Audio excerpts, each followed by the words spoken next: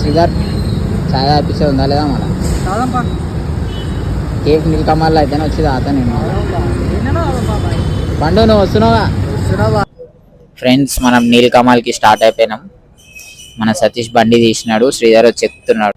హిమాయత్ నగర్లో ఉన్నాం మనము. హిమాయత్ నగర్లో లేని బ్రాండ్స్ అంటూ ఉండవు, ప్రతి ఒక్క బ్రాండ్ మనకి హిమాయత్ నగర్లో కనబడుతుంది. ఫ్రెండ్స్ మనం నీలకమల్ దగ్గరికి వచ్చేసినాము. ఇదే నీలకమల్ హిమాయత్ నగర్లో ఉంటుంది.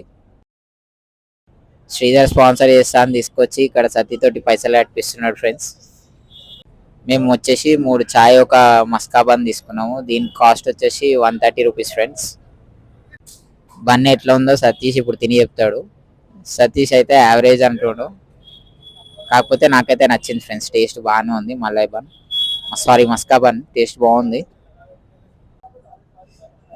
ఛాయ్ తాగుతున్నాడు సతీష్. ఎట్లుందో అడగండి. నవ్వుతున్నాడు, బాగుందంట, నచ్చిందంట ఛాయ్. మీరు బన్ తిన్నాక మాత్రం ఛాయ్ తాగితే మాత్రం తీయదనం పోతుంది ఫ్రెండ్స్. ఒకవేళ మీరు ట్రై చేయాలనుకుంటే బన్ తర్వాత ట్రై చేసి ఫస్ట్ ఛాయ్.